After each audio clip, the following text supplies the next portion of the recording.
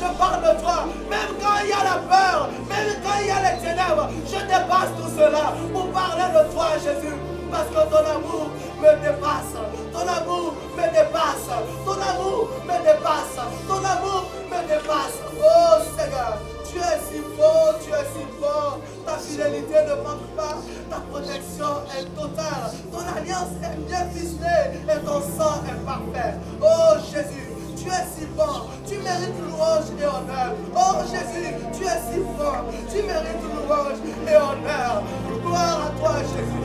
Gloire à toi Jésus. Gloire à toi Jésus. Créateur, Sauveur. Oh Dieu miséricordieux. Reçois la gloire. Reçois l'honneur. Reçois la gloire. Oh Dieu de grâce. Sois loué.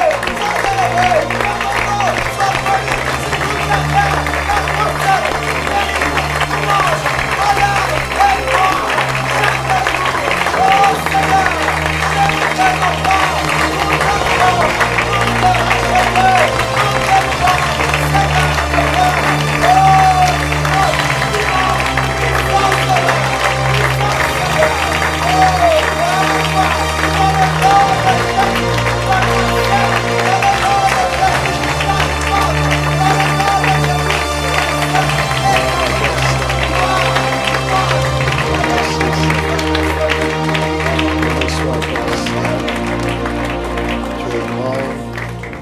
Très digne de louange, tu es ici. Tu nous as conduits jusqu'en ce lieu. Tu as préparé ce moment. Tu nous as précédés. Tu nous as attendus. Tu es ici. Que ta volonté soit faite. Pleinement, totalement. Que seule ta volonté soit faite. Nous ouvrons nos cœurs pour recevoir. Parle à nos cœurs, Seigneur.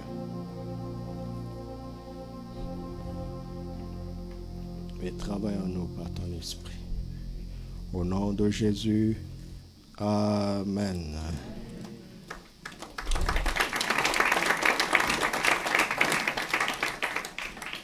Alors, on se souhaite un excellent séminaire par la grâce de Dieu.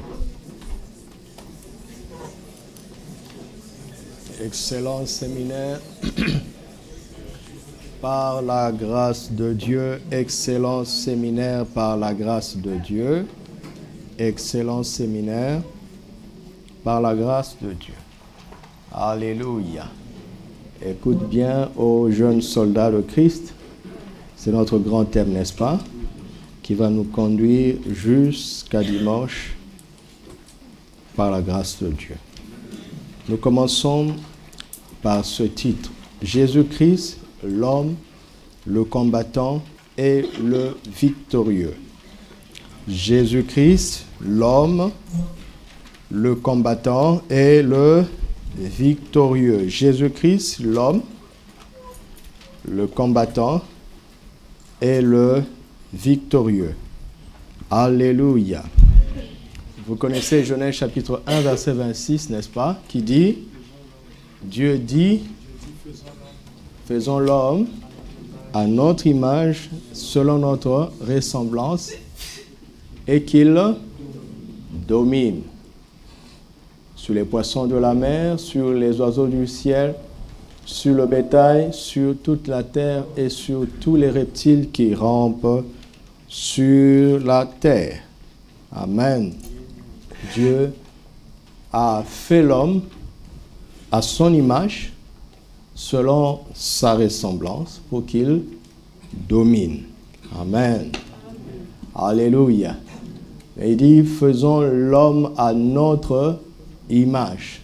Amen. Dieu Elohim, Dieu au pluriel, a une image, et cette image c'est Christ. Et l'homme a été fait à l'image de Christ. On le sait très bien, n'est-ce pas? Mais jusque-là, il n'y a pas de combat. Le combat va commencer au chapitre 3, verset 15. Genèse 3, verset 15. Je mettrai inimitié entre toi, c'est-à-dire le serpent, et la femme, entre ta postérité et sa postérité. Celle-ci t'écrasera la tête et tu lui blesseras le talons, il y aura inimitié ou bien conflit entre qui? Entre qui? Le serpent et la femme, l'image du diable, n'est-ce pas? Donc il y aura conflit, inimitié entre le diable et la femme, puis entre et c'est-à-dire entre la postérité de la femme et la postérité du serpent.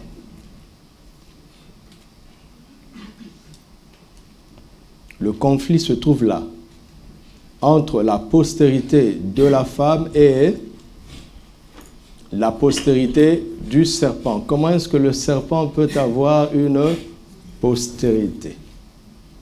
Jésus révèle dans Jean chapitre 8, quand il dit aux Juifs que vous avez pour père le diable. La postérité du serpent, c'est tout simplement l'homme naturel. Alléluia. Et la postérité de la femme, c'est Jésus-Christ. Et tous ses frères et ses sœurs. Tous ceux qui sont nés de nouveau. Amen. J'apprends de plus en plus par Papa Karambiri qu'il faut être sûr qu'on comprend bien le thème. N'est-ce pas? Avant d'aller plus loin. Parce que si on ne comprend même pas le thème, tout ce qu'on va dire va être faux. Ou bien hors sujet. Ça peut être vrai, mais en dehors du sujet. Amen. Le conflit commence ici. Vous voyez ça? Vous avez vu le conflit? Le conflit commence ici. C'est pour cela que Pierre dit que notre adversaire, c'est le diable. Amen. Le conflit commence d'abord à cause du diable. Entre les descendants de Jésus-Christ, les frères et les sœurs de Jésus-Christ, tous ceux qui sont nés de nouveau, et l'homme naturel, qui est contrôlé par le diable. D'accord? Allons-y. 1 Timothée chapitre 2, verset 5. Nous lisons en lui second, puis dans la parole vivante. Car il y a un seul Dieu et un seul médiateur entre Dieu et les hommes, Jésus-Christ, homme. Parole vivante. En effet, il n'y a qu'un seul Dieu, et de même aussi un seul médiateur entre Dieu et les hommes, Jésus-Christ, homme lui-même. Alléluia. Jésus-Christ est un homme. Amen. Jésus-Christ est un homme.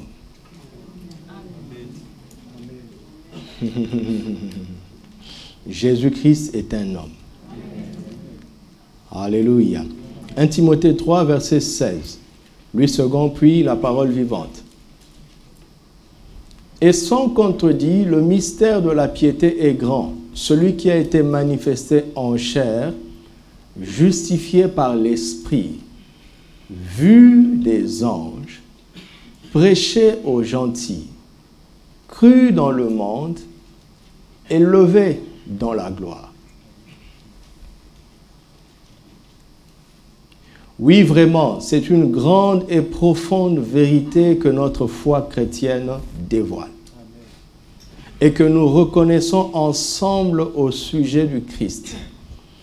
Il s'est révélé dans un corps humain et déclaré juste par le Saint-Esprit. Il a été vu par les anges. Il fut proclamé par les non-juifs, parmi les non-juifs. On a cru en lui dans le monde entier. Il fut élevé au séjour de gloire. Amen. On a cru en lui dans le monde entier. C'est ce qui va arriver. Amen. Et c'est le sens profond de ce combat. Alléluia.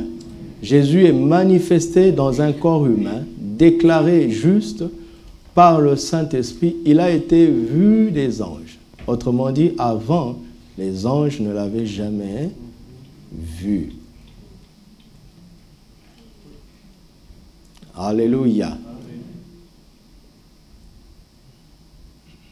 Qui est Jésus? Qui est Jésus? Qui est Jésus? Êtes-vous des chrétiens? Vous êtes des chrétiens?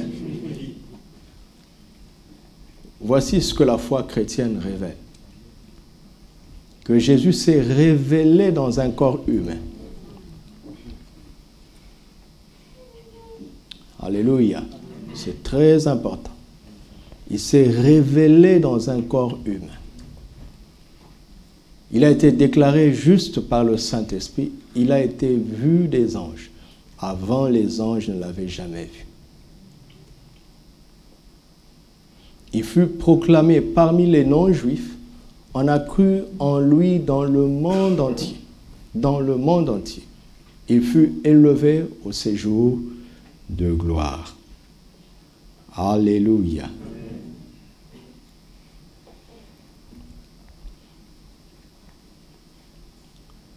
Jean 1, 14 dit que la parole a été faite chair, n'est-ce pas? La parole, au commencement était la parole était avec Dieu, et la parole était Dieu. Donc la parole était Dieu, n'est-ce pas? Et verset 14 dit que la parole a été faite chair. La parole qui est Dieu a été faite chair. Dieu a été fait chair. Jésus est Dieu fait chair. Jésus est Dieu devenu homme.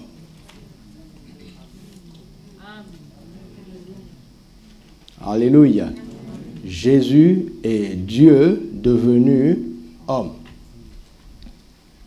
C'est quand il est devenu homme, c'est quand Dieu est devenu homme que les anges ont pu le voir.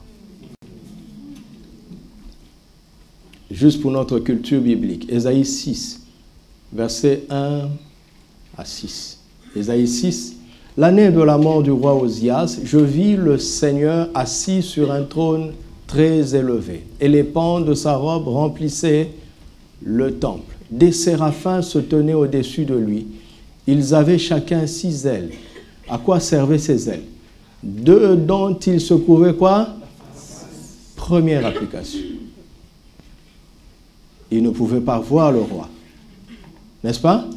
Regardez comment ce texte commence. Je vis le Seigneur. Qui parle? Ésaïe voit celui que les séraphins n'osent pas regarder. Il faut bien qu'on comprenne le sujet. Ils avaient chacun 6 ailes, 2 dont ils se couvraient la face, 2 dont ils se couvraient les pieds, et 2 dont ils se servaient pour voler. Ils criaient l'un à l'autre. Ils ne criaient pas ça à Dieu, mais l'un à l'autre. Les séraphins parlaient l'un à l'autre. Et ils disaient quoi? Saint, Saint, Saint, et qui? Soulignez l'Éternel des armées, puisqu'on est dans un sujet de combat. Et on dit quoi? Toute la terre est pleine de sa gloire. Les portes furent ébranlées dans leur fondement par la voix qui retentissait, et la maison se remplit de fumée. Alors je dis, malheur à moi. Pourquoi? Je suis perdu, car je suis un homme dont les lèvres sont impures. J'habite au milieu d'un peuple dont les lèvres sont impures. Et il dit malheur à lui, parce que ses yeux ont vu. Il explique tout ce qu'il est là, n'est-ce pas? Mais malheur à lui, parce que ses yeux ont vu le roi, l'Éternel des armées. Celui que les séraphins n'osent pas regarder. Isaïe a eu la grâce de le voir.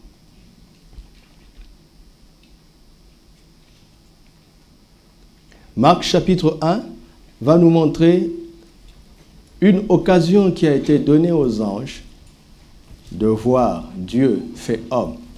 Versets 12 et 13.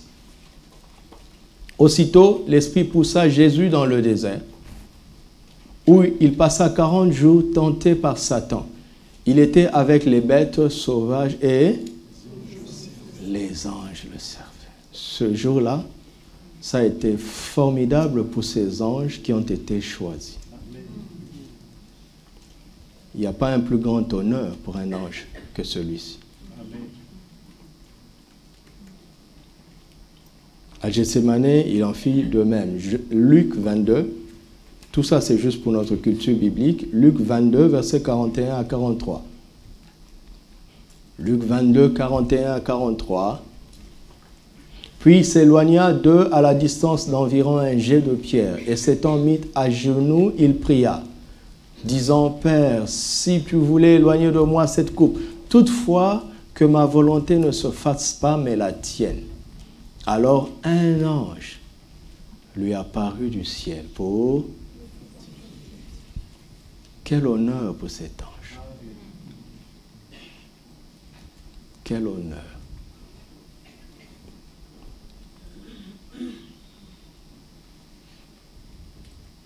Pourquoi Jésus a été fait homme? L'une des raisons principales. Hébreux 2, verset 14. Juste le verset 14. Lui second, puis la parole vivante. Ainsi donc, puisque les enfants participent au sang et à la chair, il y a également participé lui-même, afin que, par la mort, il anéantit celui qui a la puissance de la mort, c'est-à-dire qui? La prophétie de Genèse 3,15 s'accomplit ici. Lisons dans la parole vivante. Puisque ces enfants, comme il les appelle, sont des hommes de chair et de sang, ils devaient partager notre condition humaine. Il a fait afin qu'en passant lui-même par la mort, il puisse ravir le pouvoir à celui qui détenait la puissance de la mort, c'est-à-dire qui? Il est devenu humain dans le but de mourir pour pouvoir, par sa mort, ravir à Satan le pouvoir de la mort qu'il détenait, la puissance de la mort qu'il détenait.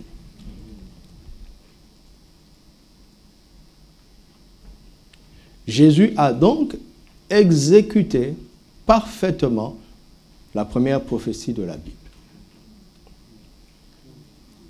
Il a gagné ce combat. Et il a gagné tous les autres combats. Et il continuera de gagner les combats de ta vie. Alléluia. Nous voulons d'abord regarder à Jésus, l'homme, le combattant et le victorieux ce soir. Cela va mettre notre foi sur des bonnes bases pour que nous soyons des soldats efficaces sous l'autorité bénie du Seigneur Jésus-Christ, afin de remporter des victoires dans tous les combats où il va nous envoyer. Amen. Alléluia.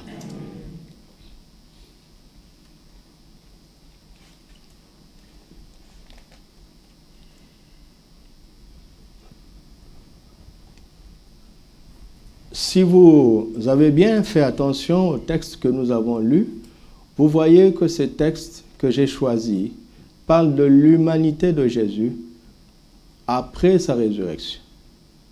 N'est-ce pas? Celui qui est à la droite du Père, qui intercède pour nous, qui est notre médiateur maintenant, est un homme. Son humanité ne s'est pas arrêtée à la mort. Son humanité a continué après la résurrection. C'est dans son humanité qu'il est assis à la droite du Père. Amen. Alléluia. Et pour nous prouver que Jésus était parfaitement humain, après la résurrection, il a mangé. Vous voyez ça dans Luc 24, vous voyez ça dans Jean chapitre 21. Il a mangé, n'est-ce pas? Il avait les cicatrices encore. Dans Jean 20, il a montré ses cicatrices à Thomas. Il lui a même demandé de toucher, s'il voulait. C'est ce Jésus-là qui est au ciel. Dieu est esprit, vous le savez, n'est-ce pas? Jésus-Christ est homme. C'est pour cela qu'il a une forme. Il a des cicatrices. Au ciel, quand nous le verrons, nous verrons ces cicatrices. Le seul qui aura jamais des cicatrices de toute éternité, c'est lui.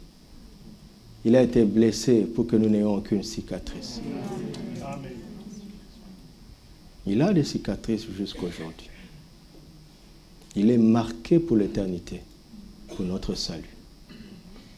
Alléluia. C'est comme une mère qui enfante par césarienne. La cicatrice reste à jamais.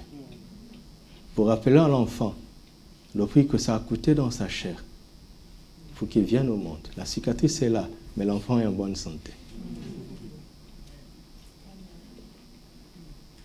Jésus-Christ est un homme.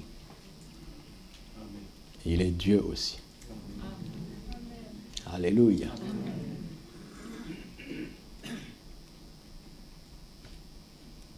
Le Seigneur me pousse dans cette direction pour que notre foi soit pratique et qu'elle soit concrète et qu'elle ne soit pas théorique ou théologique simplement.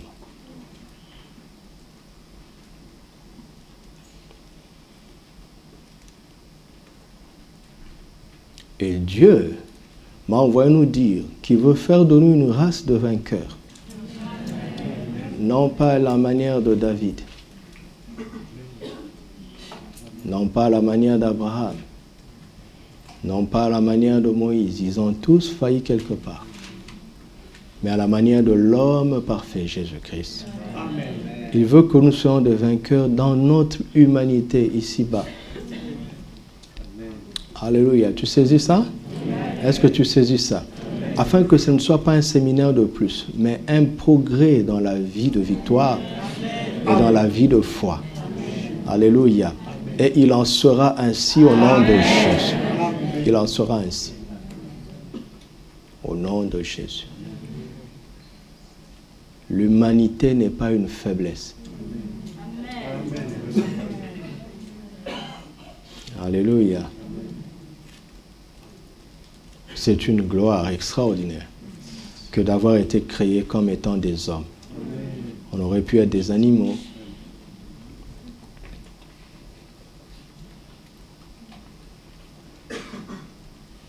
Le combat est entre la postérité de la femme et la postérité de Satan. C'est un combat entre deux genres d'humains.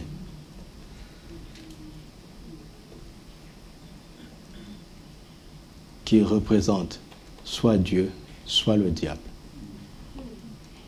C'est un combat entre Dieu et le diable à travers les humains, de leur vivant sur la terre.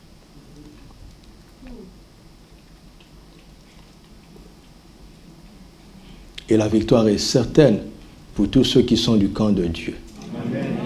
En Jésus-Christ. Il n'y a qu'une seule option, la victoire. Quand Dieu entre dans un combat, il n'y a qu'une seule option. C'est la victoire. Amen. Quel que soit le combat de ta vie, il m'a envoyé te montrer comment tu t'identifies à Christ pour célébrer la victoire avant le combat. Amen. Parce que Christ ne peut pas perdre un seul combat. Et si tu t'identifies à lui, tu peux avoir 100% de victoire. Ce qui est inconcevable pour l'homme naturel, parce que l'homme naturel est sous le contrôle du perdant éternel appelé Satan. Il est possible d'avoir 100% de victoire. Écoute-moi, je sais que tu aspires à avoir 70%. Non, en Christ, tu peux avoir 100%. Est-ce que tu crois ça? C'est ça le but, c'est ça le but. C'est ça le but. Dans l'armée de Jésus, les soldats ne vont pas en guerre en se disant peut-être que nous aurons la victoire. Dans l'armée de Jésus, les soldats ne parlent pas comme ça. Dans l'armée de Jésus, chaque combat est une victoire de plus. Donc dans l'armée de Jésus, les soldats ne craignent pas les batailles parce qu'ils y voient de nouvelles médailles, de nouvelles couronnes, de nouveaux récits de triomphe. Le soldat de Christ résonne comme ça à cause de Jésus-Christ. son commandant suprême. Amen. Alléluia. Je méditais et le Seigneur m'a amené à comprendre quelque chose. Vous savez, il y a une relation entre la réalité et la réalisation. Je vais vous expliquer. La réalité et la réalisation. Nous commettons l'erreur de considérer une réalisation comme étant une réalité. Regarde. Dieu a créé l'homme à son image. N'est-ce pas? L'image, on ne l'a pas vue, mais on a vu l'homme. Mais l'homme n'est pas la version originale. S'il n'y avait pas d'image, il n'y aurait pas l'homme. L'homme est une réalisation. Mais la réalité, c'est Christ. Il est l'image du Dieu invisible. Colossiens 1,15. Quand Dieu dit « créons l'homme à notre image », Paul nous révélera plus tard que tout ce que Dieu est devient visible dans la personne de Christ. Donc le Père, le Fils et le Saint-Esprit ont regardé à Christ et ils ont fait l'homme selon le modèle de Christ. Parce que c'est Christ qui rend visible et le Père, et le Fils et le Saint-Esprit. En dehors de Christ, on ne peut pas voir le Père. On ne peut pas connaître le Saint-Esprit. Jésus a dit, le Seigneur vous donnera un autre consolateur comme moi-même. Le Saint-Esprit, on ne le verra jamais. Autant qu'on ne verra jamais le Père. Mais si tu connais Christ, tu sais exactement comment est le Père et comment est le Saint-Esprit. Vous m'entendez? Je vous parle de la vie chrétienne. C'est ça la vie chrétienne. Adam n'est pas plus réel que Christ. Mais Adam était visible. Mais Adam, en fait, est une réalisation. Mais la réalité, c'est Christ. La réalité, c'est le même mot traduit par vérité. Jésus dit, je suis la vérité. Je suis la réalité. D'accord? Et Adam est une réalisation à partir de la réalité. Vous m'entendez? Je vais parler maintenant plus simplement. Cette maison est une réalisation. N'est-ce pas? Mais c'est une réalisation qui vient d'un plan. Cette maison n'est pas la réalité. Cette maison est une réalisation. La réalité est dans le plan. Pourquoi? Pourquoi? Parce que si les calculs ont été mal faits dans le plan, la réalisation va être fragile. Vous comprenez? Ce qui détermine la qualité de ce bâtiment visible qu'on peut toucher, c'est un plan. Donc la réalité de ce bâtiment est dans son plan. Ce bâtiment est une réalisation. Mais ce bâtiment n'est pas la réalité. Vous me suivez?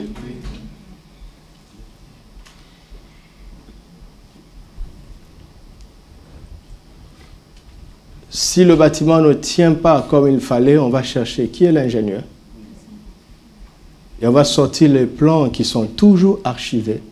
On va réétudier le plan pour voir l'erreur où elle se trouvait. Et on va condamner l'ingénieur à cause de l'erreur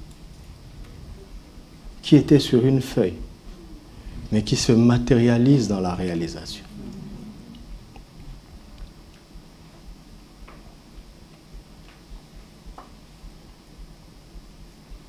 Et ceci va nous emmener à comprendre la réalité du combat spirituel qui se réalise dans les vies, dans les familles.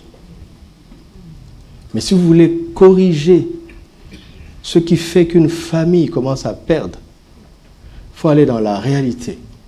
Quel est le plan divin pour la famille? Quel est le plan divin pour le mariage? Quel est le plan divin pour le travail d'une personne? Quel est le plan? S'il y a une erreur, quand une vie n'est pas calquée sur le plan divin, nous finirons par voir les failles dans la réalisation de cette vie. C'est encore pour nous dire que le combat que tu subis, tu le subis parce que ce combat a commencé entre Jésus et Satan. Tu m'entends? Mais étant donné que Jésus a vaincu Satan, tu dois vaincre. Je dois vaincre. Avant de savoir comment, je dois partir en vainqueur pour vaincre. Ce combat n'a pas commencé avec moi. Est-ce que tu m'entends? Personne ici ne va lever la main et dire qu'il rencontre un problème que personne n'a rencontré dans la Bible. S'il y a quelqu'un qui lève la main. Alors, tu n'es pas le premier dans ce combat. Va dans les Écritures. Identifie-toi à celui qui a traversé le même combat, la même adversité. Regarde s'il a été perdant ou vainqueur.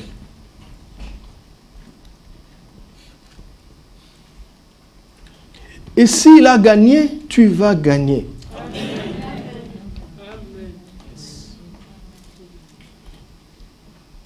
Et si Christ a gagné, puisque Christ a gagné, celui qui s'identifie à lui ne peut que gagner. Amen. Alléluia. J'essaye de vous donner cette foi-là, afin que ça devienne une évidence pour nous. Je ne sais pas comment la victoire va prendre forme, mais je sais une chose, que si tu es fondé sur Christ, nous pouvons déjà chanter la victoire. Amen. Parce que la réalité est en Christ. Et nous connaissons le sort final de la réalité de ce combat.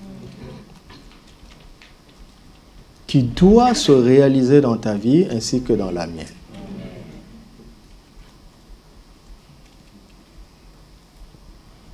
Vous m'entendez? Dieu était très sage quand il a dit Genèse 1, 26. Il a créé l'homme pour qu'il domine, n'est-ce pas? Et dans la liste de ceux que l'homme devait dominer, il a cité les reptiles. Et Satan est venu attaquer l'homme en tant qu'un reptile, en tant qu'un serpent. En réalité, le sort était écrit à l'avance. Vous commencez à comprendre? Satan ne peut pas venir t'attaquer en dehors du cadre que Dieu a dit à l'avance. Et dans l'histoire que Dieu a écrite à l'avance, il a écrit la défaite du Satan, du diable.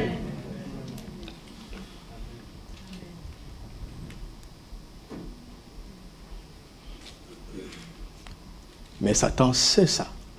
Il sait que s'il te pousse en dehors des Écritures, là, il peut te vaincre. Parce que quand tu vis en dehors des Écritures, tu vis en dehors de l'histoire que Dieu a écrite. Tu vis en dehors de la parole que Dieu a dite. Tu vis en dehors de la parole qui a été faite chair. Tu vis en dehors de Jésus-Christ, le modèle, la réalité.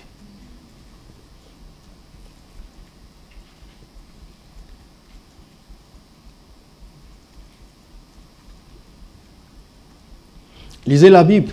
Dieu a dit à l'avance ce qui va se passer et Satan est en train d'exécuter ce que Dieu a dit. Il ne peut pas faire autrement.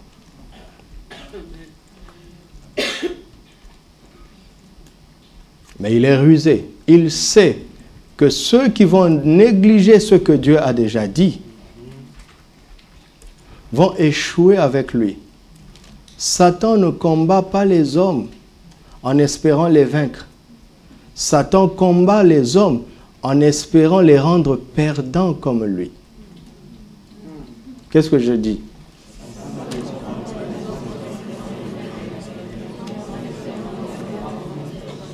Maintenant réfléchis. Réfléchis à ce que je viens de dire. Réfléchis. Satan lui-même n'envisage pas la victoire.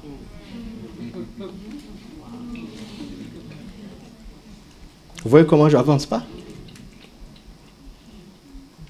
Est-ce que tu as déjà entendu ça? Il n'envisage pas la victoire dans ta vie. Il veut te traîner dans la boue de la défaite dont il ne pourra jamais sortir. Tu comprends ce que je suis en train de dire?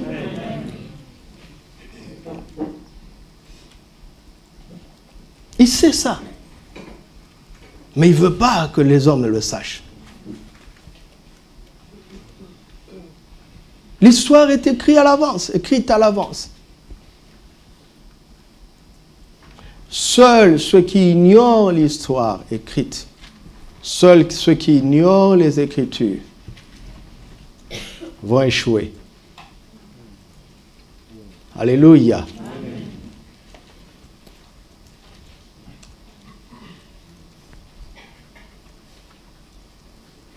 Nous avons besoin de connaître la parole de Dieu. Je répète encore, je ne sais pas comment est-ce que tu vas entrer dans ta victoire. Mais je sais qu'en Christ, tu finiras vainqueur. Amen.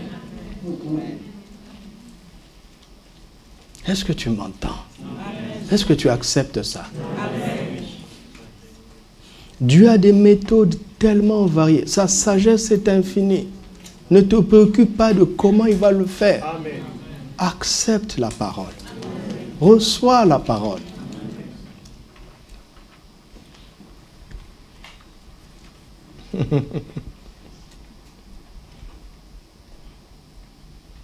Il y a quelques jours, c'était notre anniversaire de mariage et j'ai envoyé la photo du joli gâteau que quelques-uns nous ont offert. J'ai envoyé ça à un ami. Il m'a répondu un long mais.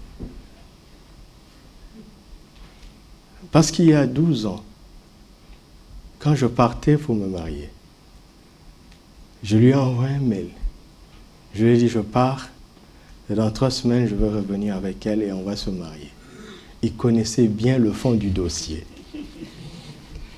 Il ne m'a pas répondu.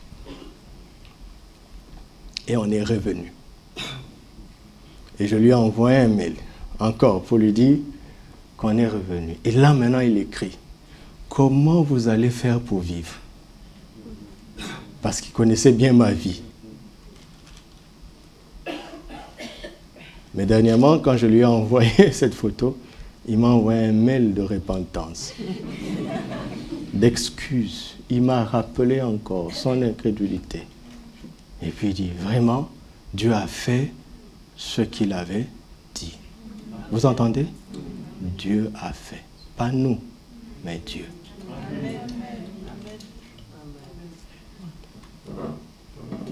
Alléluia.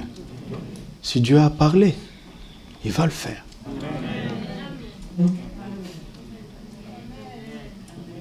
Est-ce qu'il y a la foi en ce lieu? L'incrédulité se cache derrière les comment. Derrière les clés. 5 clés pour. C'est l'incrédulité qui parle.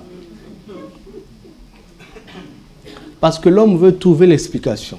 Le sens de ces prédications, c'est quoi? C'est de rendre logique la parole de Dieu. Et ça ne se passe jamais comme l'homme le dit. Ça se passe toujours comme Dieu le dit.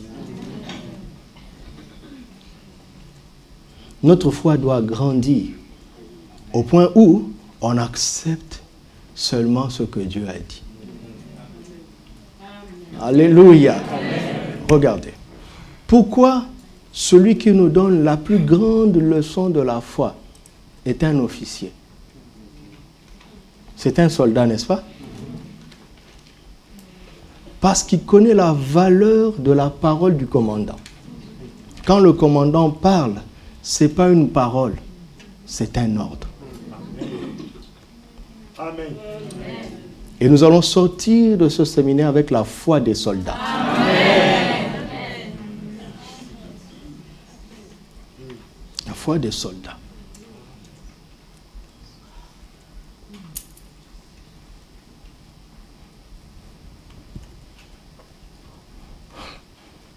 Quand on appelle un soldat, il ne dit pas j'arrive. Il dit quoi? Me voici. Il ne dit pas j'arrive, hein? Parce que j'arrive, ça prend du temps. Il dit à vos ordres, mon commandant. L'Éternel des armées est une description extraordinaire de Dieu. Vous avez vu qu'on ne dit pas l'Éternel de l'armée. Mais l'Éternel de quoi? Ça veut dire il y en a combien? Voilà, vous êtes intelligent. Il y en a plusieurs, on ne connaît pas le chiffre. Il y en a plusieurs. Dans chaque corps d'armée, il en est le chef. Amen. Il est le commandant suprême de toutes les armées. Amen. Quand il parle, la création obéit comme des soldats. Amen. Et elle s'exécute. Ne cherche pas le comment. Reçois la parole. Amen. Et ta foi va faire que sur ta marche, sur ton histoire, les choses se mettront en garde à vous. Amen. Amen. Alléluia. Amen.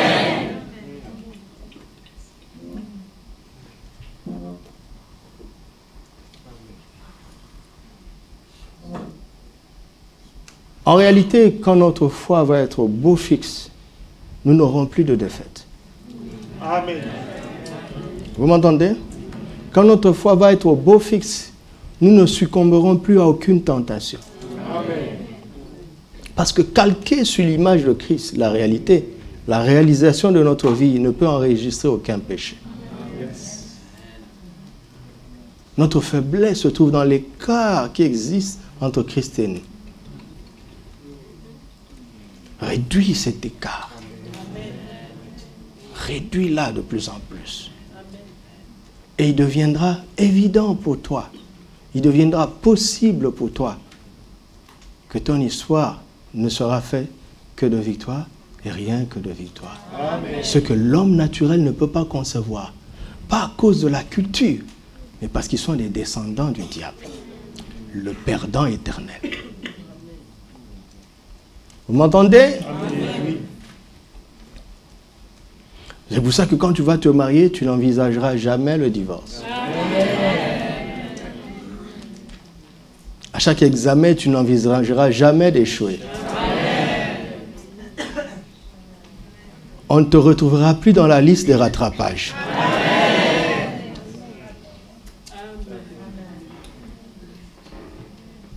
Le Seigneur a parlé. Amen. Et celui qui reçoit va le vivre. Amen.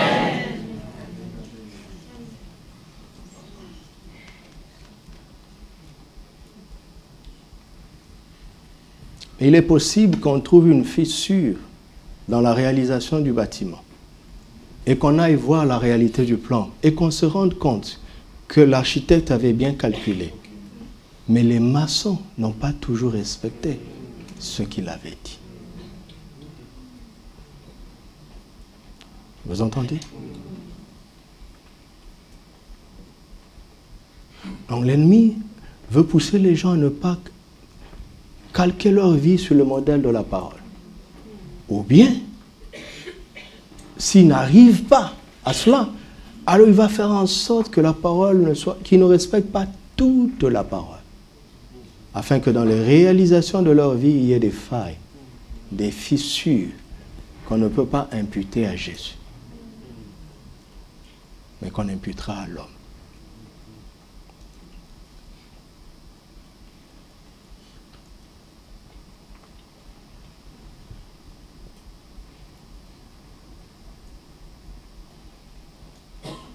Alléluia.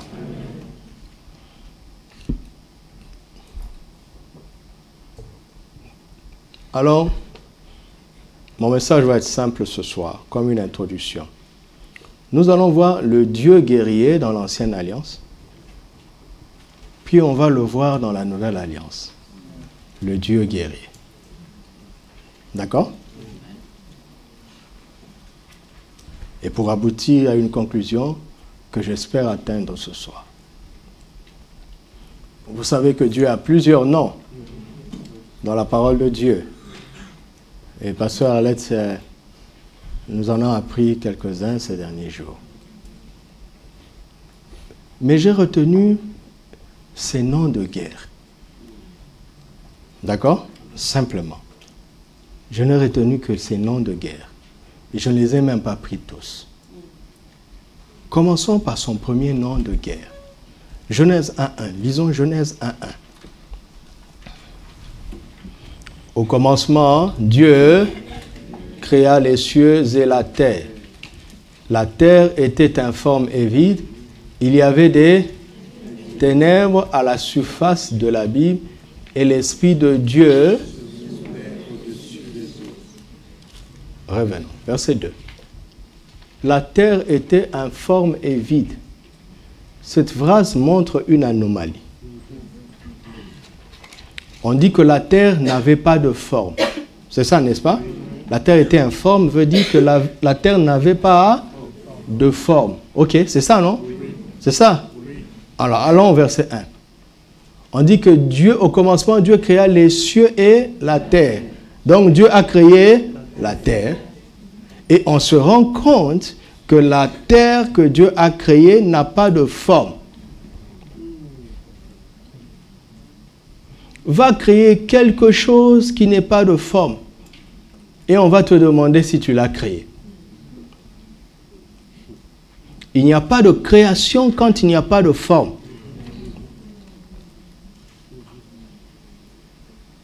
Quelque chose s'est passé.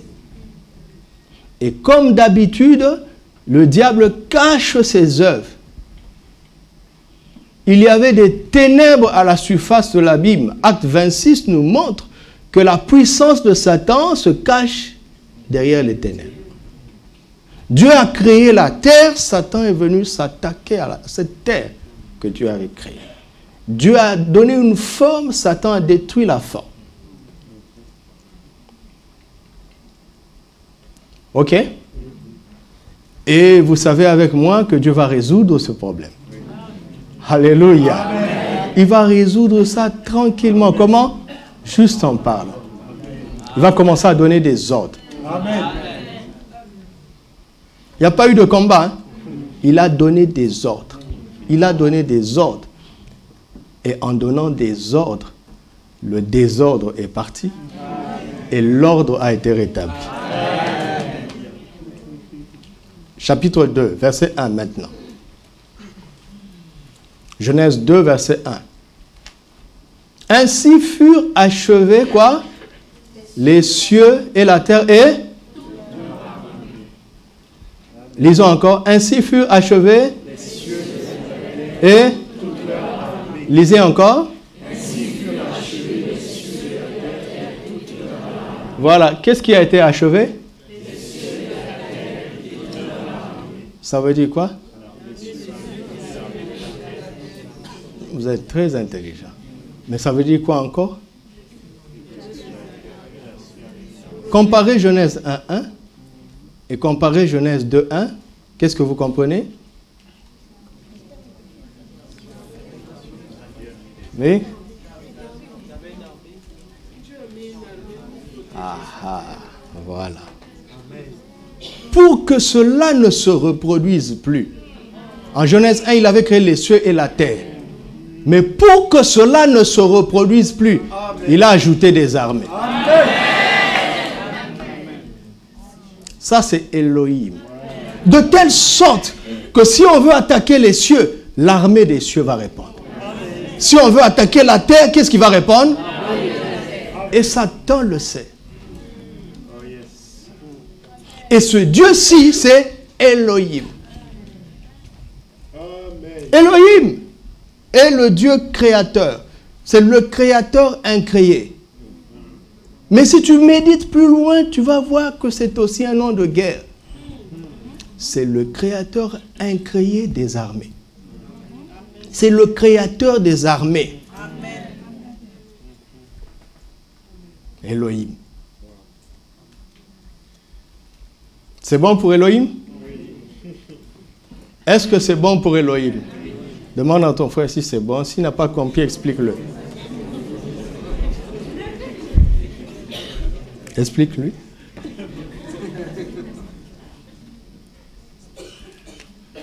Le deuxième nom guerrier de Dieu. Genèse 14. El Elyon.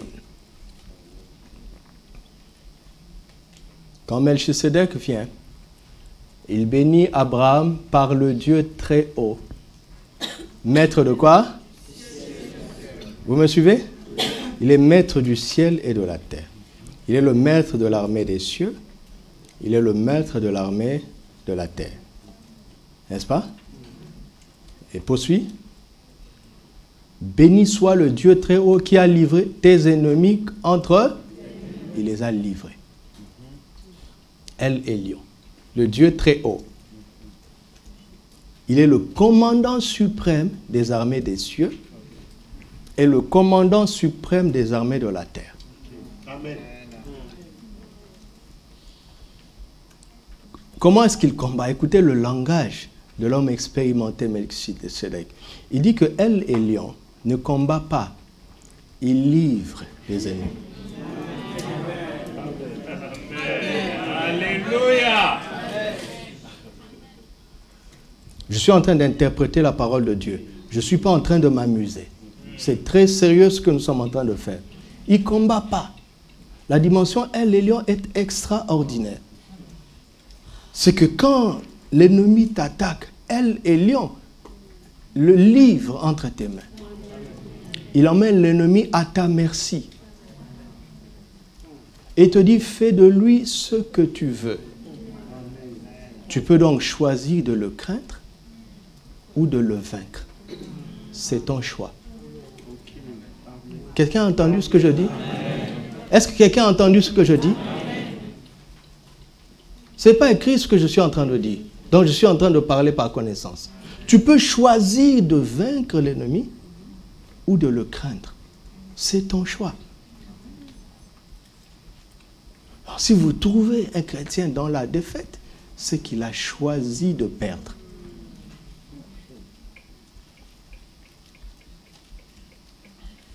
Quelqu'un entend ce que je suis en train de dire? Alléluia. Si vous trouvez un chrétien dans la victoire, c'est qu'il a choisi de vaincre. Il a choisi. Parce que El Elyon, il ne combat pas pour toi. Il livre tes ennemis entre tes mains. C'est ce qui fait que, avec 318 soldats, Abraham a vaincu 5 armées. Parce qu'il combattait une armée qui était déjà livrée. Et vous savez, parfois, les soldats que Satan utilise ne savent pas qu'ils sont livrés. Satan les envoie à l'abattoir. Satan lui-même sait qu'il n'y a pas match. Mais il les envoie à l'abattoir, espérant que le croyant choisisse de perdre. Combien de fois dans la Bible, Dieu dit seulement « présente-toi ». Il y a une adversité, il dit « présente-toi ». Pourquoi? Je l'ai déjà livré. Amen. Mais si tu ne fais pas ce pas de foi, vous entendez? Le pas de foi, vous entendez? Oui. Si je ne fais pas le pas de foi, je choisis de perdre.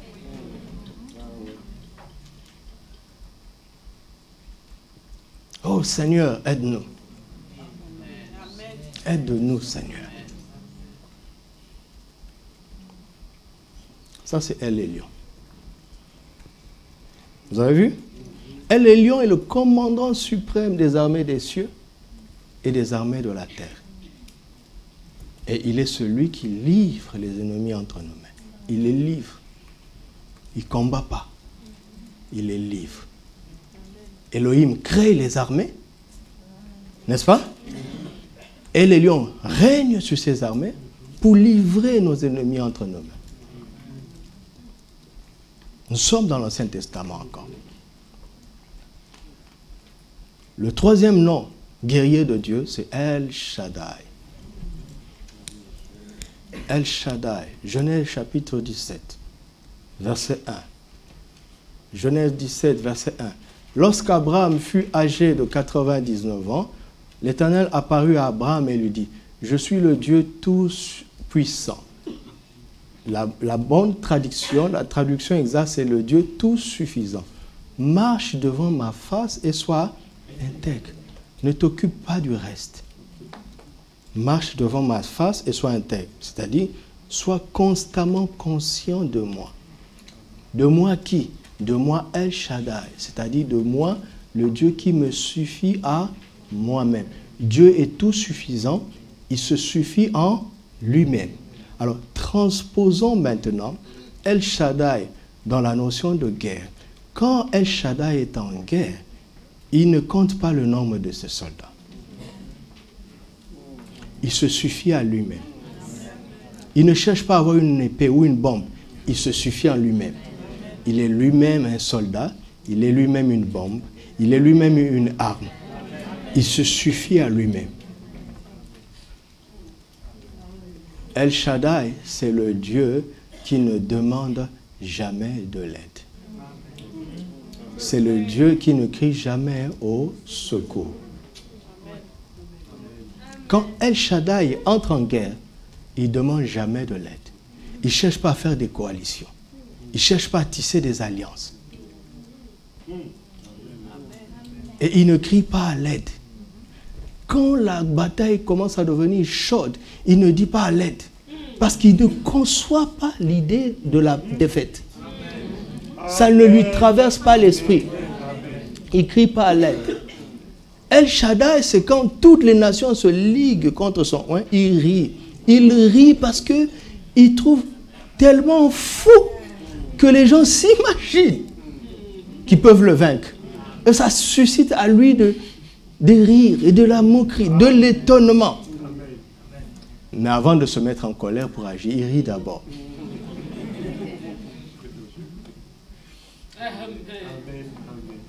Vous me suivez? El Shaddai, El Shaddai, El Shaddai, c'est le Dieu qui n'a pas besoin de renfort. Il est lui-même son propre renfort. Il demande à Abraham d'être conscient de ça, tous les jours.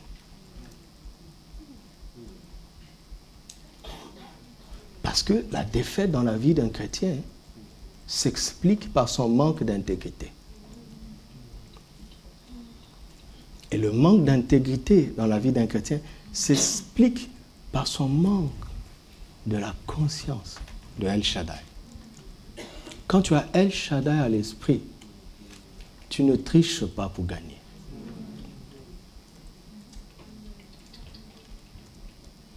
Parce que ce n'est pas que l'ennemi deviendra fort, mais c'est la tricherie qui ne va pas lui donner la victoire. Non. La tricherie d'un enfant de Dieu ne donne pas la victoire au diable, mais tire cet enfant dans la boue de la défaite avec le diable. Satan ne remporte pas de victoire dans la vie des enfants de Dieu. Mais il fait en sorte que certains enfants de Dieu perdent avec lui le perdant éternel. Vous entendez? Comment est-ce que Salomon a démontré qu'il avait une sagesse surnaturelle? Comment? C'est que deux femmes avaient des enfants, vous connaissez l'histoire. Pendant la nuit, l'une d'entre elles s'est couchée sur son bébé et le bébé est mort. Et je pense que c'était deux garçons, bien deux filles. Et ces bébés semblaient être identiques au point qu'il y a eu débat le matin. Alors on emmène le bébé vivant dont les deux femmes se disputent. Regardez la sagesse surnaturelle. Salomon dit, mais c'est très simple. Déchirons l'enfant en deux. Donnons un morceau à l'une et un autre à l'autre. La mère de l'enfant a senti ses entrailles se déchirer. Elle a dit non, donnons-la à l'autre. Mais la fausse mère a dit déchirons, c'est-à-dire perdons ensemble. Vous comprenez? Donc cette femme-là ne cherchait pas à avoir un enfant. Elle cherchait à faire perdre l'autre son enfant parce qu'elle savait qu'elle avait perdu le sien. Vous m'entendez? Satan n'envisage jamais de gagner dans ta vie. Dans sa mentalité, le gain n'existe pas.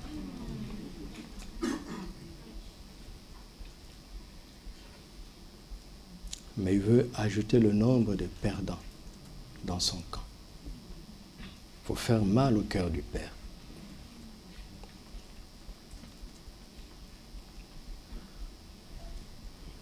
El Shaddai, on a compris? Dieu qui ne demande pas de renfort. Alléluia. Ouais, un passage va nous aider.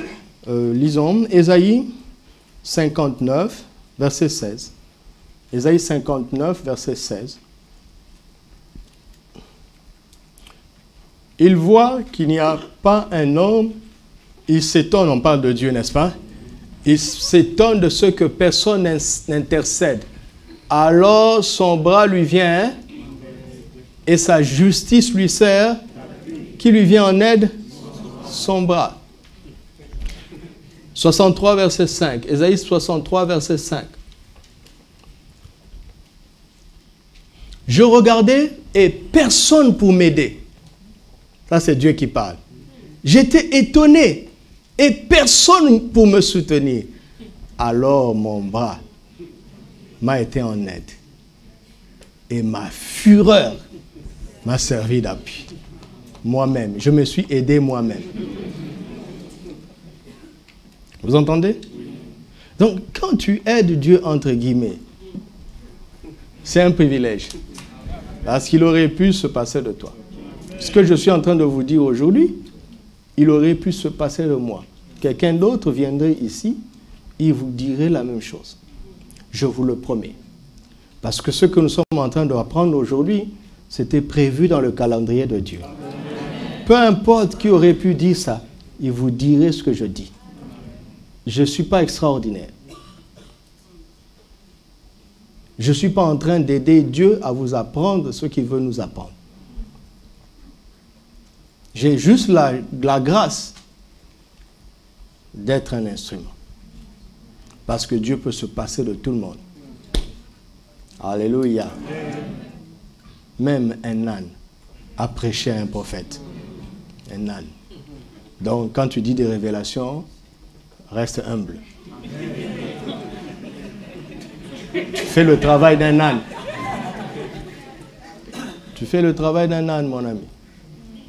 Quand tu manifestes la présence de Jésus quelque part et qu'on est en train de chanter Hosanna, Hosanna, reste humble. Un âne avait fait ça avant toi. Un âne même. Le petit d'un âne. Tu comprends ça? Tu comprends ça? Quand tu vas ressusciter 78 000 morts, reste humble. Le vent avait fait ça. Demandez à Ézéchiel. Prophétiser. L'Esprit vient de 4 vents. C'est le vent qui a ressuscité cette armée. Le vent. Donc tu as fait le travail du vent. Amen. Dieu peut se passer de toi.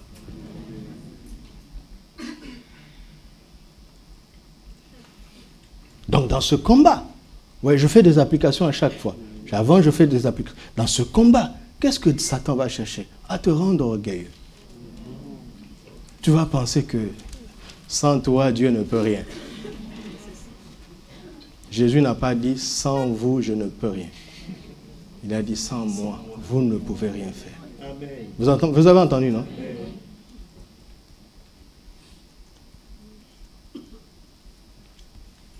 Satan pousse les gens à l'orgueil, pourquoi? Parce qu'il sait très bien que Dieu résiste aux orgueilleux. Donc quand tu deviens orgueilleux, Dieu devient ton adversaire. Donc tu deviens l'ami du diable. C'est subtil, hein, ces choses. El Shaddai. Alléluia. Nous avons vu combien de noms? Le premier, le deuxième, le troisième, le quatrième. C'est le plus contextuel dans le sujet. Yahvé Sabaoth, l'Éternel des armées. Est-ce que je dois expliquer? L'Éternel des armées. le commandant de chaque armée qui existe, que ce soit visible ou invisible, est le commandant suprême de toutes ces armées. Alléluia. Amen. Si je voulais parler comme un homme, il y a les forces de l'air, n'est-ce pas? Force navale, force terrestre. Hein? Hein? Vous me suivez? Pour Dieu, c'est lui le commandant des forces de l'air, c'est lui le commandant, le général des forces navales, c'est lui le général des forces terrestres, c'est lui en même temps le commandant suprême, le général de tous ces trois généraux qu'il est lui-même.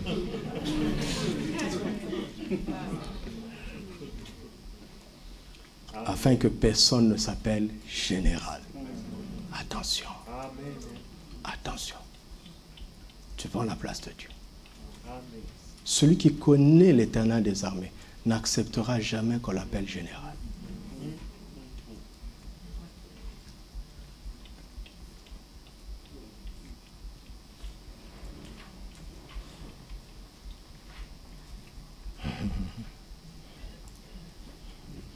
Mais ce qui est intéressant, c'est que c'est l'Éternel des armées. Il y a plusieurs armées, n'est-ce pas? Il y a un psaume, une chanson, qui nous liste un certain nombre de ces armées. Psaume 148. Psaume 148. Louez l'Éternel, c'est-à-dire louez Yahvé. N'est-ce pas? Pas louer Yahvé Sabaoth. Hein? Louer Yahvé. Ok? Comment est-ce qu'il va devenir Yahvé Sabaoth? Le psaume, la chanson va nous le montrer, ce cantique inspiré. Louez l'Éternel du haut des cieux. Louez-le dans les lieux élevés. Louez-le vous tous. Louez-le vous toutes. Ah, là il devient Yahvé Sabaoth. Alors il commence à citer. Louez-le. Ce sont des armes. N'est-ce pas? Amen. Regarde. Pendant la Deuxième Guerre mondiale, ce qui a fait que Hitler n'a pas pu vaincre les Russes, c'est le froid. La neige a aidé les soldats russes parce qu'ils étaient habitués. Dieu a des armes.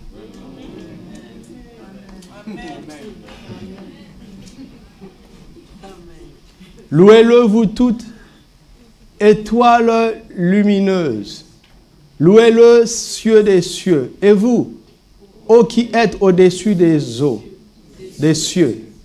Vous savez qu'il y a des eaux au-dessus des cieux. C'est avec cette armée-là qu'il a détruit la terre lors du déluge. Les écluses des cieux se sont ouvertes et les abîmes se sont ouverts. La terre a été prise en étau par des armées navales, célestes et souterraines. Ce sont des armes cachées de Dieu. Qui loue l'Éternel, le nom de l'Éternel, car il a commandé. Et vous avez vu, hein? Amen. Il a fait quoi? Commandé. Donc Elohim parle comme un chef de guerre. Il les a affermis pour toujours et à perpétuité. Il a donné des lois et il ne les violera point. Louez l'Éternel du bas de la terre. C'était pas fini, hein? Monstres marins. Et vous tous, abîmes, feu et grêle.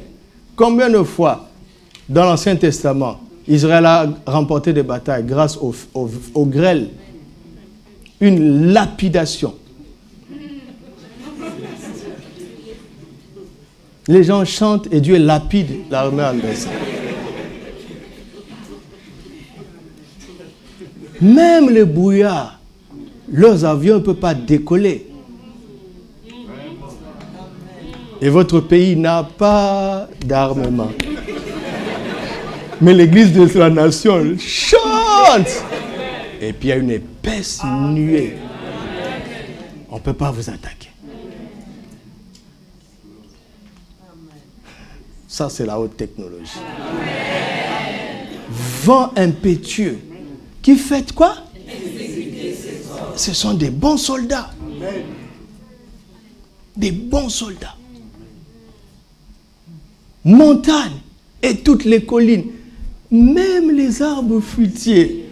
Un arbre fruitier est un élément gentil en principe. Il y a un passage où on dit, quand tu verras, tu entendras le son de pas aux cimes des mûriers. C'est un arbre fruitier. Attaque, parce que l'Éternel est avec toi. C'était ça le signal de victoire. Un arbre fruitier, un manguier peut te défendre. C'est une arme. C'est une arme. Vous savez ce que fait la force d'une arme, c'est quoi? C'est celui qui s'en sert. Des simples pierres entre les mains de David ont fait tomber Goliath. Donc le manguier de la maison de ton père, là, si Christ s'en sert,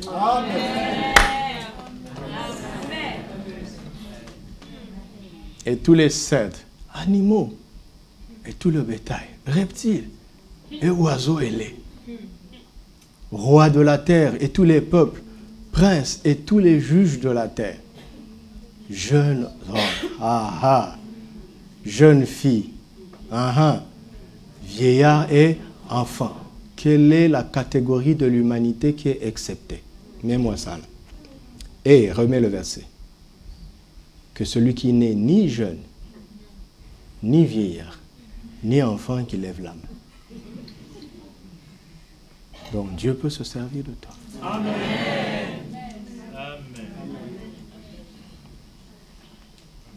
La jeunesse n'est pas une excuse. La vieillesse n'est pas une excuse. L'enfance n'est pas une excuse. La masculinité n'est pas une excuse. La féminité non plus. Est-ce que je prêche la parole de Dieu? Quelle excuse tu vas présenter à Dieu? Oh non, ce combat est trop difficile pour moi. Dieu dit, ah bon? Dis-moi un peu, pourquoi? Vous savez, Dieu est patient. Hein? Quand tu pries et tu parles, tu dis, Seigneur, c'est trop difficile pour moi. Dieu, si tu écoutes Dieu, si tu n'es pas seulement quelqu'un qui bombarde des paroles à Dieu, mais si tu parles pour écouter, Dieu va te dire, ah bon? Pourquoi? Je ne suis qu'un enfant. Il dit, mais demande à Jérémie. Demande à David. Moi, je ne suis qu'une femme. Demande à Déborah. Demande à Esther.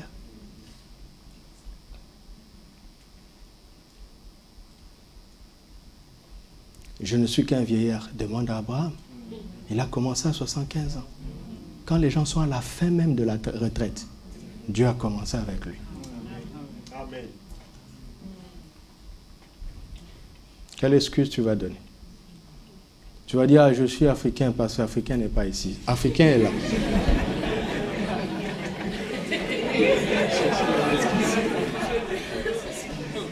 Africain est là. Si tu dis Africain n'est pas là, il va te dire aussi, Européen aussi n'est pas là. L'archbishop Benson Idahosa, avant d'entrer dans la dimension qu'il a connue, un jour il était en train de prier. Il disait à Dieu, pourquoi tu n'utilises que les Américains? Le Saint-Esprit lui a dit, quoi? Je n'utilise que les Américains. Il dit oui. L'Esprit lui dit, vas-y, cite. Il a commencé à citer. Les Haggai, les Oral Roberts. Ils sont tous Américains. Dieu dit, je ne savais pas qu'ils étaient Américains. Dieu lui a vraiment dit ça. C'est lui qui raconte. Donc, il est sorti de ce lieu de la prière en se disant qu'il n'est plus africain. Il est entré dans cette race dans laquelle les Hagin, les Osborne sont entrés. Amen. Et il a été le premier Africain à enseigner dans les écoles bibliques américaines. Parce qu'il a arrêté de se regarder comme un Africain. Ceux qui ne se regardaient pas comme des Américains l'ont appelé parce qu'ils ont vu en lui leurs frères et leurs collègues. Amen.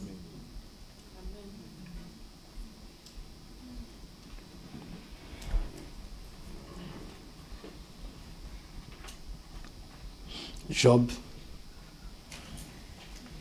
38, versets 22 et 23.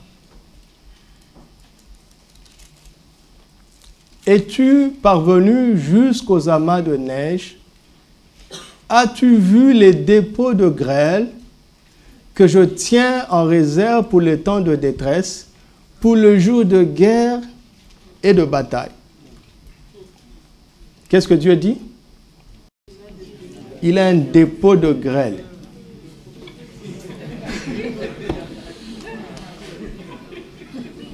Un jour dans la prière, tu vas dire, Seigneur, ouvre ce dépôt-là.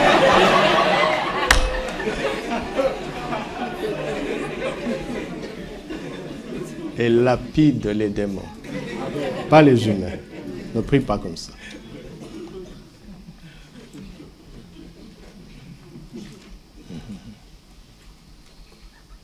Joël chapitre 2,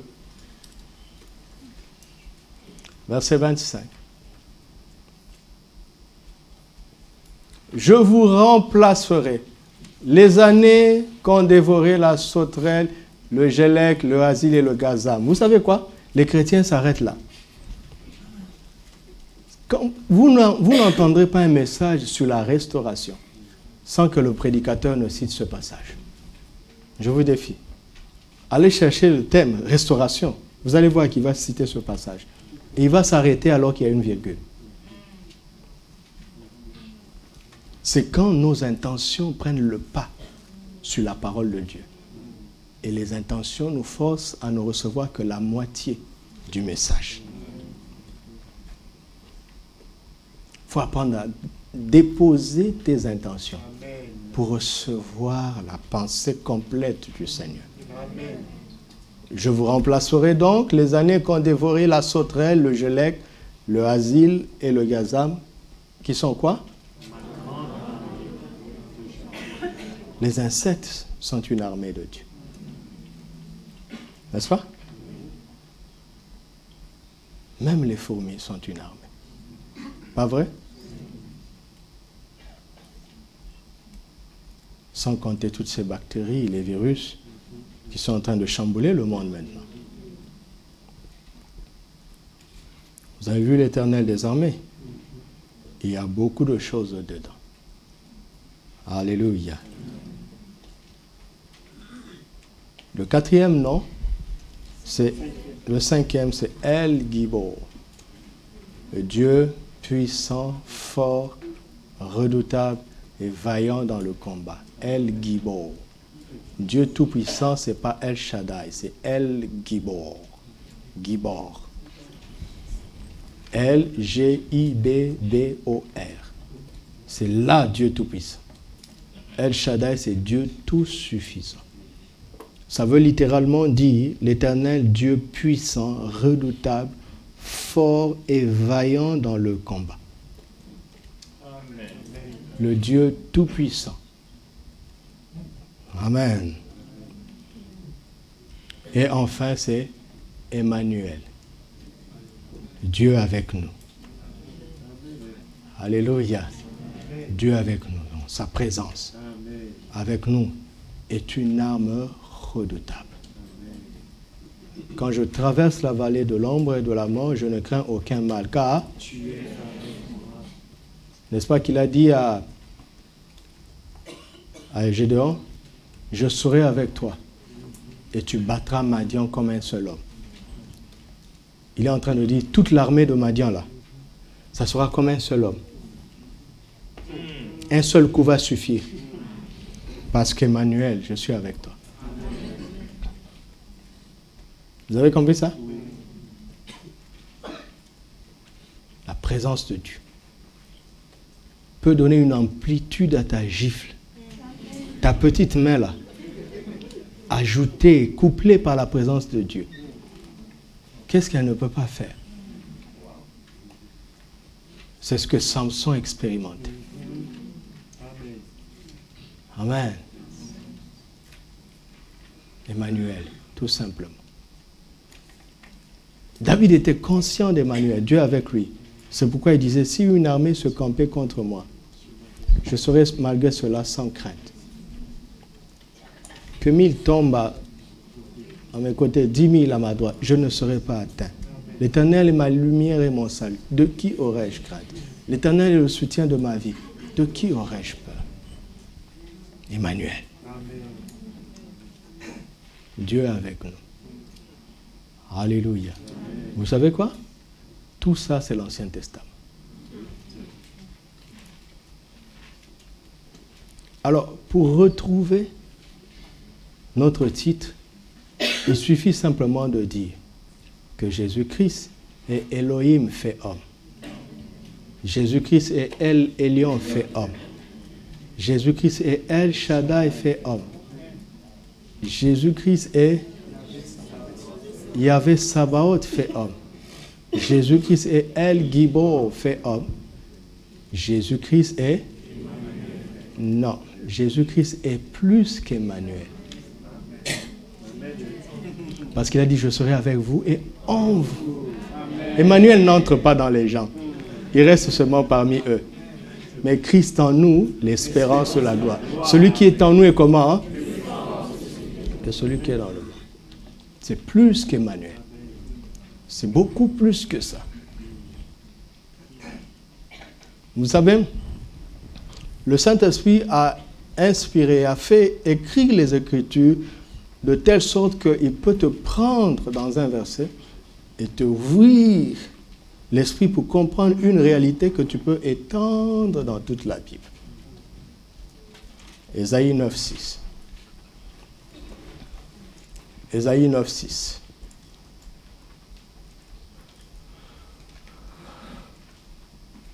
« 5 alors, dans l'application. Voilà.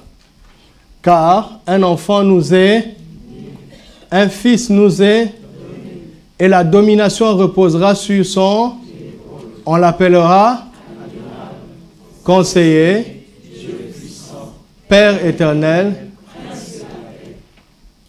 Non, non, reste là. On parle d'un enfant, n'est-ce pas? Qui devient un fils. Un enfant nous est né, un fils nous est donné, et on l'appellera Père éternel. C'est un peu bizarre, non? C'est là où Jésus dit que moi et le Père, nous sommes un. D'accord? On l'appellera conseiller. C'est ça son unicité avec le Saint-Esprit. Parce que le Saint-Esprit est l'esprit de conseil. D'accord? On voit son unicité avec le Père, on voit son unicité avec l'Esprit. Mais ce qui m'intéresse, c'est qu'on l'appellera Dieu puissant. C'est ça, El Gibor. Le El Gibor que l'Ancien Testament connaissait va être annoncé dans la bouche du prophète Ésaïe comme étant cet enfant qui va naître. Et cet enfant, c'est Jésus. Jésus est El Gibor. Si Jésus est El Gibor, je sais déjà, avant d'avoir les preuves bibliques, qu'il est Elohim. Vous voyez comment la Bible fonctionne? Vous comprenez comment la Bible fonctionne? Je vous apprends en même temps comment la Bible fonctionne. Si Jésus peut être El Gibor, qui n'est attribué qu'à Dieu seul, Jésus peut être tout ce qui est attribué à Dieu. Amen. Il peut être Elohim. Il peut être El Elyon. Il peut être El Shaddai. Il peut être Yahvé Sabaoth. Et il est plus qu'Emmanuel. Et comme il est Dieu fait chair, Dieu fait homme, alors il est Elohim fait homme. Il est El Elyon fait homme. Il est El Shaddai fait homme. Il est Yahvé Sabaoth fait homme. Yahvé, El Shaddai, c'est le Dieu qui ne demande pas de renfort dans le combat, n'est-ce pas? Qui n'a pas besoin de l'aide de personne. À la croix, tout seul, Jésus a vaincu Satan et toute son armée. Tout seul. Il n'a pas demandé l'aide de l'archange Michael. Il est El Shaddai. Et c'est pourquoi Paul dit, nous avons tout pleinement en lui. Amen. Si vous avez lui, vous avez tout. Parce qu'il est le Dieu tout suffisant. Amen. Jésus. Il est Elohim, tout ce que Dieu est. En lui habite corporellement toute la plénitude de Dieu. Colossiens 2,8. Jésus-Christ est Elohim. Il est El Elyon. Philippiens 2,9. Il dit, il a reçu le nom qui est au-dessus de tout nom dans les cieux. Maître du ciel. Sur la terre et sous de la terre. Maître de la terre. Jésus est El Elyon. Dans Matthieu 28, 18, il dit, tout pouvoir m'a été donné dans les cieux et sur la terre. Il prouve qu'il est El Elyon. Jésus. Il est El Elyon fait homme.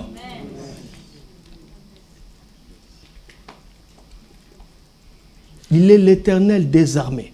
C'est-à-dire que toutes les armées que nous avons pu citer dans le psaume 48, c'est lui qui les commande. C'est pour ça qu'au nom de Jésus, tu peux calmer les vents. Au nom de Jésus. Parce que c'est le nom de leur commandant. Le commandant suprême de toutes les armées de Dieu. C'est Jésus. Alléluia. Et Jésus est plus qu'Emmanuel parce qu'il n'est pas seulement avec nous. Il est en nous. Ce qu'Emmanuel n'a pas pu faire dans l'Ancien Testament.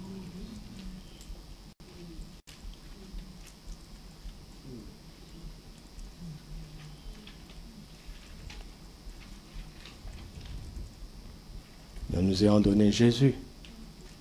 Dieu nous a donné le Dieu guerrier, le combattant victorieux. Alléluia. Alors, je conclus en disant ceci. Regardez à quel point la Bible est à la fois simple, mais profonde. Il dit ceci. À tous ceux qui l'ont reçu, n'est-ce pas? Et à ceux qui croient en son nom. La parole, n'est-ce pas? Dieu est venu sous forme de parole et il nous a donné son nom, c'est Jésus, n'est-ce pas? Et on dit, quand vous recevez la parole, Jésus la parole, vous recevez. Et quand vous croyez en son nom, elle vous donne le pouvoir de devenir enfant de Dieu. Vous avez ce pouvoir-là. Vous avez le pouvoir de devenir enfant de Dieu. Vous avez le pouvoir de devenir enfant de Dieu. Vous avez le pouvoir de devenir enfant de Dieu. Ça veut dire que Dieu devient votre Père, n'est-ce pas? Dieu devient votre Père. Ça veut dire que vous partagez sa nature. Et nous voyons toute sa nature dans la panoplie de ses noms. Et Paul dit, je puis tout par celui qui me fortifie. C'est-à-dire, moi aussi, dans une certaine mesure, mettez ça entre guillemets, je suis tout suffisant. Quand il me fortifie, je ne demande pas du renfort. Je ne crie pas à l'aide parce que j'ai sa nature. J'ai sa nature. J'ai sa nature. Regardez maintenant, regardez ce qui est intéressant et c'est ça ma conclusion. Quand vous prenez le psaume 148 et que vous citez toute la panoplie des armées de Dieu, depuis les anges, jusqu'aux étoiles, le soleil, la lune, les grêles, les animaux, les arbres fruitiers, les plantes, les vents, les eaux, n'est-ce pas? Toutes les créatures sont en fait des armées de Dieu. Jusqu'à l'humain dans toutes ces catégories, n'est-ce pas? Les jeunes, les moins jeunes et les vieillards. Ce sont des armées de Dieu. Mais ce ne sont que des armées de Dieu. Maintenant, quand vous prenez la catégorie de l'humanité qui est née de nouveau, cette humanité n'est pas seulement une armée de Dieu, mais cette humanité a la nature de l'Éternel des armées. Vous avez saisi ça? Ça veut dire que les chrétiens sont hors catégorie. Ils ne sont pas comptés parmi les armées. Ils sont avec l'Éternel des armées lui-même. C'est pour ça que nous sommes assis en Christ, dans les lieux célestes, au-dessus de toute adversité. Amen. Toute adversité que l'ennemi peut agiter sur la terre et sous nos pieds. Amen. Parce que nous partageons la position glorieuse de Dieu en Christ Jésus. Amen. Alléluia. Amen. Alléluia. Amen. Grâce à Jésus.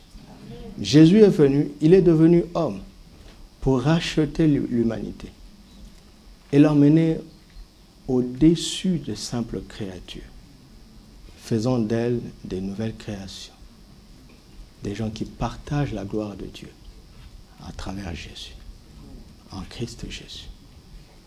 Et les démons savent ça. Les démons savent. Quand ils te regardent, ils te craignent. Parce que tu partages la nature de l'Éternel des armées. Ils le savent. Regardez. Regardez. Toutes les créatures sont des armées, n'est-ce pas? Aucune d'elles n'a jamais revêtu l'armure de Dieu. Éphésiens 6 nous demande de nous revêtir. Est-ce que vous comprenez ça? Est-ce que vous comprenez ça? L'arme qu'on met sur Dieu, nous avons le droit de le porter. Pourquoi? Parce que nous sommes ses enfants. Nous sommes au-dessus de toute catégorie des armées. En Christ Jésus. Simplement en ayant cru en Jésus. Simplement. C'est ça la chrétienté. Alléluia. Donc, avant de savoir comment vaincre, tu dois apprendre à avoir la révélation de qui tu es. Qui tu es. Regarde, le lion a une prestance qui terrorise tout le monde. Il n'est pas l'animal le plus gros, n'est-ce pas? Dans la steppe, c'est l'éléphant. Il n'est pas l'animal le plus rapide, c'est le guépard. Il n'est pas le plus agile, c'est le tigre.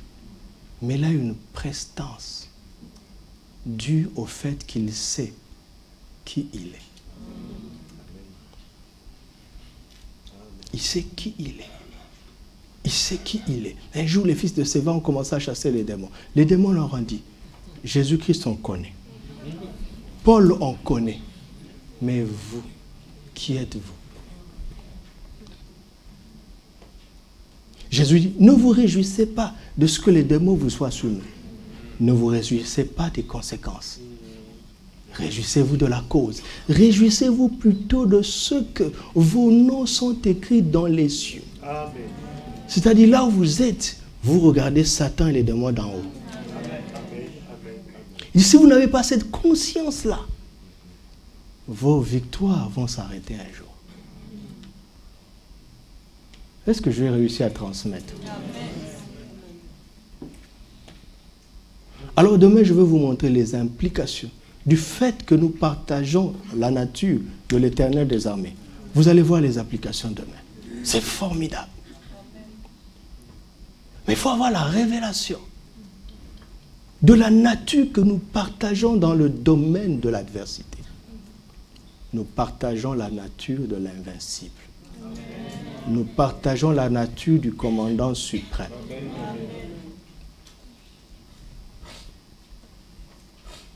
Tu as compris ça? Est-ce que tu as reçu ça? C'est la parole que j'ai donnée, n'est-ce pas? Tu la reçois. Et tu crois au nom de Jésus. Tu vas voir le pouvoir qu'il va te donner. C'est comme ça que ça fonctionne. Tu prends un comprimé, tu l'avales. Le comprimé se dissout en toi. Et il te communique sa force. Il en est de même de la parole. Tu la reçois. Il se dissout en toi. Il s'incarne dans ta vie. La parole a été faite chair. Elle a habité parmi nous. Pleine de grâce et de vérité. Et nous avons contemplé sa gloire. Une gloire comme la gloire du Fils unique venu du Père. Si l'enseignement que j'ai donné ce soir, tu le reçois et que s'incarne en toi, les gens vont contempler sa gloire. Amen. Dans les combats de ta vie, ils vont voir les victoires de Christ. Dans les combats de ta vie, ils vont voir les victoires de Christ. Simplement parce que tu as reçu la parole. Alléluia. Rendons grâce à Dieu. Rendons-lui grâce. Rendons-lui grâce. Ô Père, nous te rendons grâce. C'est avec raison que le psalmiste a dit que la révélation de tes paroles est claire. Elle donne de l'intelligence aux simples. La révélation de tes paroles est claire. Elle donne de l'intelligence aux simples. La révélation de tes paroles est claire. Elle donne de l'intelligence aux simples. La révélation de tes paroles est claire. Elle donne de l'intelligence aux simples. La révélation de tes paroles chasse les ténèbres. La révélation de tes paroles est claire et chasse les ténèbres. La révélation de tes paroles est claire et chasse l'ignorance. Ainsi, les simples, les petits, les humbles reçoivent l'intelligence pour dominer sur le prince des ténèbres. Nous avons la victoire sur le prince des ténèbres. Et notre victoire devient encore plus grande parce que tu nous as éclairés par ta parole. Continue à parler au Seigneur. Parle au Seigneur. Nous avons la victoire, nous avons la victoire. Nous sommes dans la victoire car nous avons la même nature que Christ le vainqueur. Tel il est, tel nous aussi nous sommes dans ce monde. Nous nous réjouissons à l'avance de tous les combats qui pourraient arriver. Aucun de ces combats ne va nous terrasser. Car nous sommes fondés sur Christ Jésus. Nous sommes fondés sur Christ Jésus. La peur est bannie maintenant. La peur est bannie à cause de la révélation de tes paroles. La peur est bannie, la peur est bannie. Les inquiétudes sont bannies à cause de la révélation de tes paroles. Continue à parler au Seigneur. Parle de tout ton cœur, parle de tout ton cœur. Alléluia. Oh, nous te rendons grâce. Jésus-Christ est l'Éternel des armées. Et il m'a donné sa nature. Il m'a donné sa nature. Il m'a donné sa nature. Il m'a donné la grâce d'être assis avec lui au-dessus de tout. Oh Jésus, tout pouvoir t'a été donné dans les cieux et sur la terre. Tout pouvoir t'a été donné dans les cieux et sur la terre. Alors, si tu me dis allez, j'irai. Parce que je sais qui parle. Je le sais de mieux en mieux. Je le comprends de mieux en mieux. Nous le comprenons de mieux en mieux. Car tu nous donnes la révélation. Tu nous donnes la révélation. Et pour cela, nous te rendons grâce. Alléluia. Alléluia. Le Saint-Esprit veut mettre de l'ordre dans tes pensées sur la base de la parole. Alors prends encore quelques minutes et prie en esprit. Prie en esprit. Le Saint-Esprit est en train de mettre de l'ordre. Alléluia. Alléluia. Serabante rabayako rabasande redege. Yeredabo sharagana ramande redege. Mende redege yakara basindo rodobo yakame. Sharabande riatela goske riablante bakara nage santoro robo yabaranes. Karamande riateli dagante beregene riakonto boshande ragana. Shande regana riamande ragana.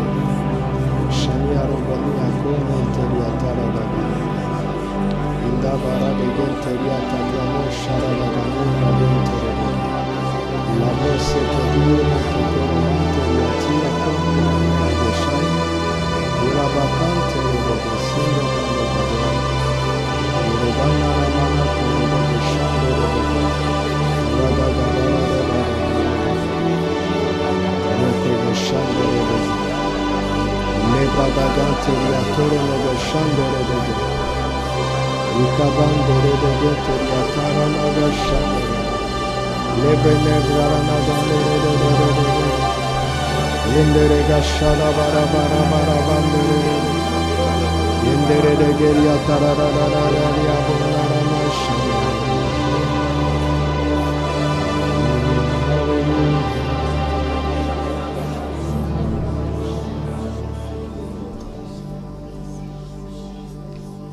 Il est Elohim, fait chair et il habite en toi. Et il me dit de te dire, mon enfant,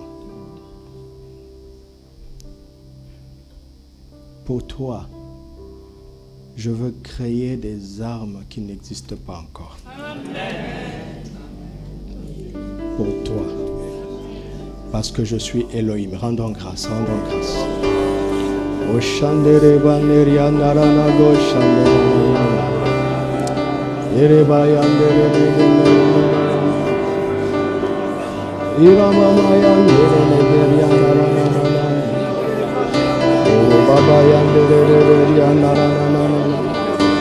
que l'œil n'a point vu, ce que l'oreille n'a point entendu, ce qui n'est point monté dans le cœur de l'homme. Il te le révèle pour te donner une victoire éclatante. Il te le révèle pour te donner la victoire.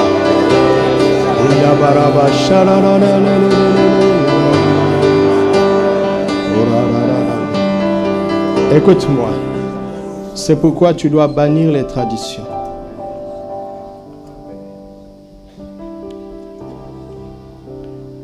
L'ennemi s'est adapté. Il a pris de nouvelles mesures sur la base des stratégies anciennes que j'ai données à ceux qui vous précèdent. C'est ça le problème des traditions. Vouloir répéter les expériences des autres. Et vous oubliez que l'ennemi s'adapte. Elohim a une solution nouvelle pour toi. Elohim a une sagesse nouvelle pour toi. Elohim a des armes et des armées nouvelles pour toi. Reçois-les en Christ Jésus. O Shanderiato Branega Saita Karama. Remenderia Korono Shandera Gabana. Lazere Gonteria Tilaman Yarabana. Roboya Senteregene. Yereganara Mashara Daga Yanara Daga. Legnano Shiradagamai Tereganamai. Ria Santo Brane Gane Ramana Koria Nerede. Alléluia. Écoutez-moi maintenant.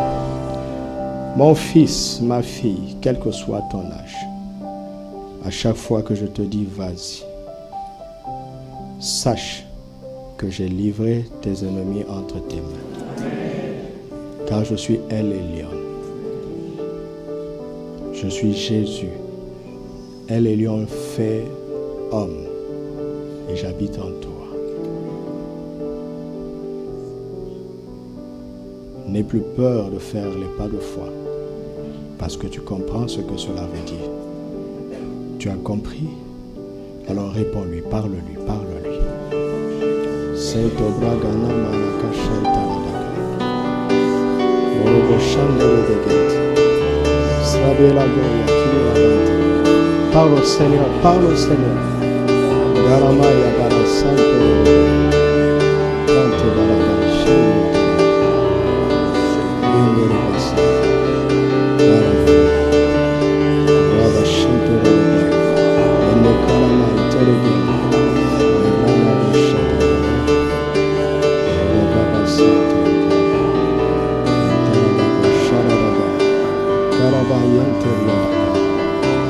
Merci Seigneur. Je suis El Shaddai, le Dieu tout suffisant. Je ne demande point de renfort. Je ne crie point à l'aide ni au secours. Je ne panique pas dans l'adversité. Je ne panique jamais. Je n'agis jamais avec précipitation. Je t'ai engendré par la parole. Tu as ma nature. Arrête de paniquer. Arrête de paniquer. Si vraiment tu es mon enfant, comporte-toi comme moi. Réagis comme moi. Je ne panique pas. Je n'agis pas avec précipitation. Je ne panique pas. Je ne panique pas. Je ne panique pas. Je ne dis jamais qu'il est trop tard. Je ne dis jamais qu'il est impossible. Je ne compte pas sur les hommes au point d'être déçu. Je ne compte point sur l'extérieur au point d'être déçu. Je me suffis à moi-même. Quand tu n'as personne pour t'aider, pense à moi, El Shaddai. Je suis avec toi et je veux te suffire. Alléluia. Que ta confiance en moi soit plus grande. Que ta confiance en moi soit plus grande. Que ta confiance en moi soit plus grande. Oriente praya gauche. Tu es mon secours en toute situation, en tout temps. Tu es mon secours, mon divin secours. Tu es mon aide, ma précieuse aide. C'est toi, oh Jésus. J'ai tout pleinement en toi. Je puis tout parce que tu me fortifies. Je ne me laisserai plus décevoir par les hommes, car c'est sur toi que je compte. Ils sont bénis ceux qui m'aident, mais c'est sur toi que je compte. Mes yeux sont sur toi. Je ne le chanterai plus avec tristesse, car c'est une déclaration de joie. Je me réjouis de ta voix, de compter sur toi et sur toi seul, car tu es El Shaddai. Tout est en toi. Tout est en toi. Tout est à toi.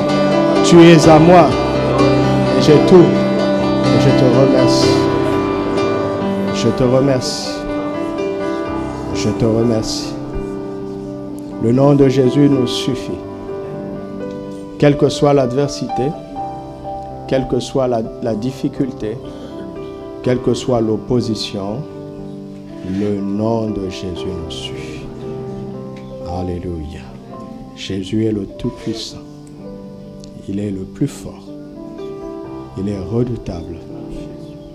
Il est notre vaillant héros, notre Seigneur, la raison de nos victoires, le secret de toutes nos victoires. Le secret de toutes nos victoires, le secret de toutes nos victoires, le secret de toutes nos victoires.